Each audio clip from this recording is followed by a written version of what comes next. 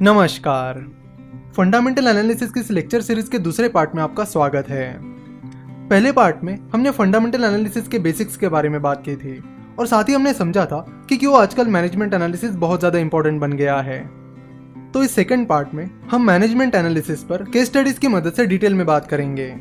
आज हम case studies की मदद से समझेंगे कि कैसे आपको कंपनी के मैनेजमेंट को परखना है। तो शुरुआत करेंगे येस बैंक के साथ। जब मैं येस बैंक का एनालिसिस कर रहा था तब मैंने येस बैंक के मैनेजमेंट एनालिसिस से शुरुआत की। जब मैं येस बैंक के को फाउंडर और farmer CEO mister Rana Kapoor, जो कि येस बैंक के सब कुछ माने जाते हैं, उनके एथिक्स और काम करने के तरीके के बारे में जानने लगा तो कुछ चौंका देने वाली चीजें मेरे सामने आई।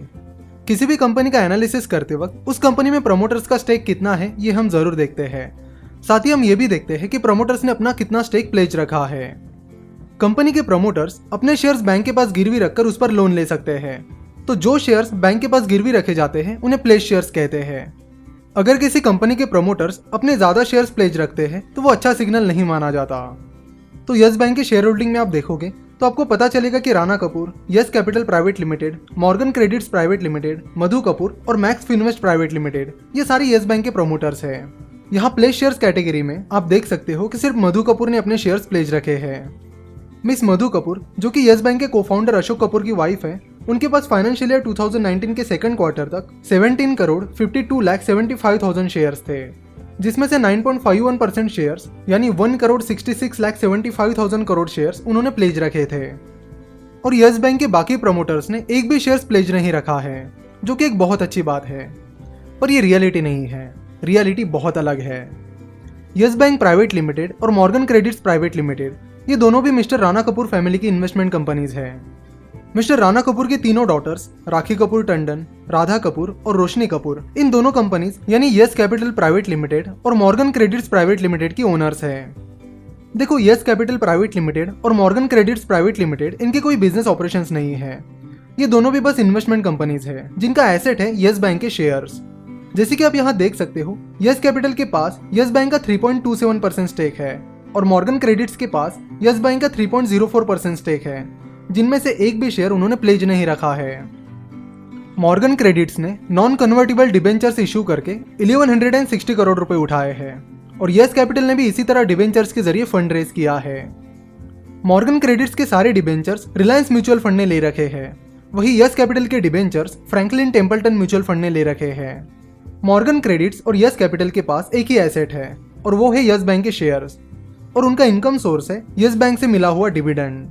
इसलिए डिबेंचर्स के जरिए पैसा रेज करते वक्त उन पर कुछ लिमिटेशंस होती है। जनरली वो टोटल शेयर्स की वैल्यू के 40 से 50% पैसा रेज कर सकते हैं। फॉर एग्जाम्पल, अगर किसी इन्वेस्टमेंट कंपनी के पास 100 करोड़ के शेयर्स है तो वो डिबेंचर्स के जरिए 40 से 50 करोड़ ही उठा सकती है। यहाँ पर येस कैपिटल और मॉर्गन क्रेडिट्स ने जो डिबेंचर्स इशू किए हैं वो येस बैंक के शेयर्स के बेसिस पर किए हैं, तो इनडायरेक्टली येस कैपिटल और मॉर्गन क्रेडिट्स ने अपने शेयर्स प्लेज रखे हैं। पर सेबी की प्लेज शेयर्स की डेफिनेशन में शेयर्स के बेसिस पर इशू किए हुए डिबेंचर्स का जिक्र नहीं है, और इसी चीज का मिस्टर राणा कपूर ने पूरा फायदा उठाया। सेबी के रेगुलेशंस के अनुसार हर कंपनी के प्रमोटर्स को अपने प्लेज शेयर्स डिक्लेयर करने होते हैं ताकि इन्वेस्टर्स को प्रमोटर के शेयर होल्डिंग की क्लियर आइडिया आ जाए।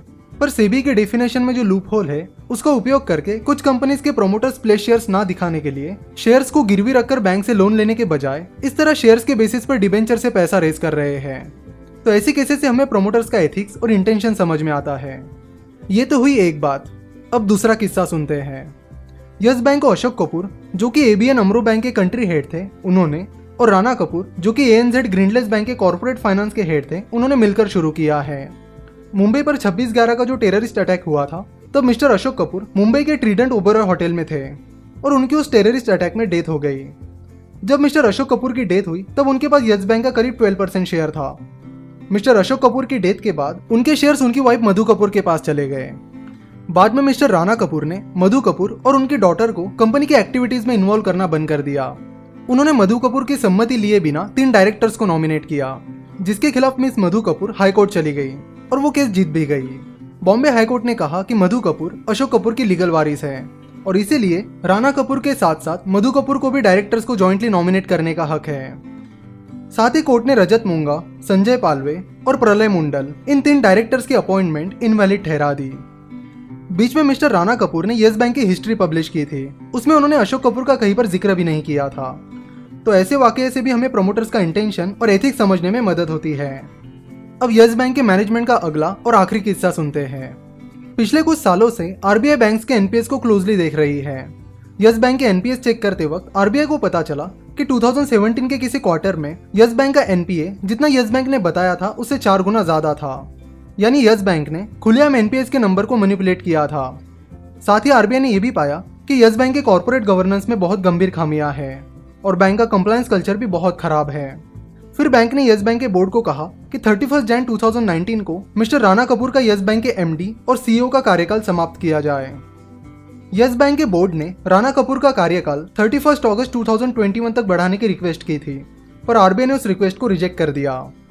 बेशक मिस्टर राणा कपूर ने यस बैंक को बहुत ही अच्छी तरीके से चलाया है, पर जब बात मैनेजमेंट के ऑनेस्टी और उनके एथिक्स की आती है तो आप उसे नजरअंदाज नहीं कर सकते, क्योंकि जो लोग ऑनेस्ट नहीं होते और एथिक्स को फॉलो नहीं करते हैं, याद रखना वो कभी कंपनी के शेयर होल्डर्स के बारे में सोच नहीं सकते। मिस्टर बेंजामिन फ्रैंकलिन ने सही कहा है, honesty is the best policy. अब अगले एग्जाम्पल पर आते हैं। अगला एग्जाम्पल है डीएचएफएल, दैट इज देवान हाउसिंग फाइनेंस कॉर्पोरेशन लिमिटेड के मैनेजमेंट का। SEBI that is securities and exchange board of India ने पाया कि डीएचएफएल के प्रमोटर्स की एक कंपनी और आईसीआईसीआई बैंक कनाडा के बीच लोन अग्रीमेंट हुआ था, जिसमें डीएचएफएल के प्रमोटर्स की company Wadhawan International Investments Limited ने आईसीआईसीआई बैंक कनाडा से 2008 में लोन लिया था। डीएचएफएल के प्रमोटर्स जैसे कि कपिल वाधवान और धीरज वाधवान तब एचडीआईएल इस कंपनी के भी प्रमोटर्स थे। सो जब वाधवान इंटरनेशनल इन्वेस्टमेंट्स ने आईसीआईसीआई बैंक कनाडा से लोन लिया, तब मिस्टर कपिल वाधवान, धीरज वाधवान और बाकी कुछ एंटिटीज ने उस लोन के लिए सिक्योरिटी के तौर पर अपने एचडीआईएल के शेयर्स इनकम्बर्ड करवाए। यानी उन्होंने एचडीआईएल के शेयर्स के ऊपर वो लोन लिया था। उन्होंने शेयर्स तो इनकम्बर्ड किए, पर उसके बारे में एनएसई और बीएसई को इन्फॉर्म नहीं किया। स्टॉक एक्सचेंजेस के लिस्टिंग अग्रीमेंट के अनुसार ये सारी चीजें उस कंपनी को स्टॉक एक्सचेंज को डिस्क्लोज करनी होती है, पर एचडीआईएल ने और उसके तब के प्रमोटर्स ने ऐसा नहीं किया। ये तो 2008 का किस्सा है, और ऐसी चीजें कंपनी के प्रमोटर्स के बारे में सब कुछ बयां कर देती है। अब हाल ही में कोबरा पोस्ट, जो कि एक नॉन प्रॉफिट मीडिया कंपनी है, उसने डीएचएफएल के प्रमोटर्स पर 31,000 करोड़ के फ्रॉड का आरोप लगाया है, जिसके बाद ROC that is the registrar of companies ने डीएचएफएल पर इंक्वायरी शुरू कर दी है। देखते हैं कि अब क्या सामने आता है। अगर किसी ने डीएचएफएल का मैनेजमेंट एनालिसिस किया होता और डीएचएफएल के प्रमोटर्स के 2008 के इस इशू के बारे में जाना होता, तो वो डीएचएफएल से 2 कदम दूर रहना ही पसंद करते। डीएचएफएल के लिक्विडिटी क्राइसिस और उन पर लगे फ्रॉड के चार्जेस के चलते डीएचएफएल का स्टॉक 650 रुपीज से गिरकर 110-120 रुपए तक गिर गया है।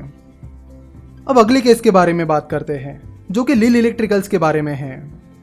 लील इलेक्ट्रिकल्स का केस एक बहुत ही अजीब केस है। 2017 में लील ने अपना consumer business Lloyd electric Havells को 1600 करोड़ में बेच दिया। जब लील ने लॉयड इलेक्ट्रिक को बेचा, तब लील का मार्केट कैपिटलाइजेशन 1000 करोड़ था। तब लील के पास करीब 400 करोड़ के फिक्स एसेट्स थे, काफी सारा रिजर्व्स एंड सरप्लस था, और लील का डेट भी निग्लिजिबल था। तो लील के पास जो कैश और एसेट्स थे, उनकी वैल्यू कंपनी के मार्केट कैपिटलाइजेशन से काफी ज्यादा थी। तो बहुत सारे इन्वेस्टर्स को लगा कि लील एक एसेट प्ले कैटेगरी का स्टॉक है, जिसके फिक्स एसेट्स और कैश उसके मार्केट कैपिटलाइजेशन से ज्यादा है। इन्वेस्टर्स को लगा कि जब लोगों को कंपनी के एसेट्स की वैल्यू पता चलेगी, तब कंपनी का मार्केट कैपिटलाइजेशन बढ़ जाएगा। लील के फाइनेंशियल स्टेटमेंट्स तो कंपनी की अच्छी फाइनेंशियल हेल्थ बता रहे थे, पर बाद में जो हुआ वो बहुत ही अजीब था। इन्वेस्टर्स को पता ही नहीं चला कि लॉयड इलेक्ट्रिक बेचकर लील को जो पैसा मिला है वो कहाँ चला गया। और फिर लील के प्रमोटर्स पर आरोप होने लगे कि उन्होंने लॉयड इलेक्ट्रिक के सेल से मिला हुआ पैसा अपने लिए निकाल लिया है, और कंपनी के प्रमोटर्स ने बहुत सारा पैसा अपनी दूसरी कंपनीज में डाइवर्ट कर दिया है। जब इन्वेस्टर्स को इन सारी चीजों के बारे में पता चला, तब उन्होंने लील से एग्जिट लेना ही बेहतर समझा। आपको बता दूं कि पिछले 1 साल में लील की शेयर प्राइस 250 रुपए से गिरकर अब फरवरी 2019 में 25 रुपीज के करीब आ गई है। ये सारे एग्जाम्पल्स हमें बताते हैं कि आप सिर्फ कंपनी के फाइनेंशियल स्टेटमेंट्स पर डिपेंड नहीं रह सकते। मैनेजमेंट एनालिसिस आज इन्वेस्टिंग का बहुत ही इंपॉर्टेंट हिस्सा बन गया है। ये तो कुछ ही एग्जाम्पल्स हैं, पर मार्केट में आजकल ऐसे बहुत सारे इश्यूज हो रहे हैं, जिसमें कंपनी के फाइनेंशियल्स अच्छे होने के बावजूद मैनेजमेंट के अनइथिकल और डिसऑनेस्ट बिहेवियर की वजह से इन्वेस्टर्स को बड़े बड़े लॉसेस झेलने पड़ रहे हैं। इसलिए जाने माने इन्वेस्टर मिस्टर विजय केडिया कहते हैं कि investing in an honest management is the only way to be successful in the market. आशा करता हूँ कि इन केस स्टडीज की मदद से आपको मैनेजमेंट एनालिसिस के बारे में आज बहुत कुछ सीखने मिला होगा। फंडामेंटल एनालिसिस की सीरीज के अगले पार्ट में हम देखेंगे कि मैनेजमेंट एनालिसिस कैसे किया जाता है। आपको ये वीडियो और लेक्चर सीरीज कैसे लगी, या आप हमें finovations555@gmail.com इस पर ईमेल करके जरूर बताएं। वीडियो देखने के लिए आपका बहुत बहुत धन्यवाद।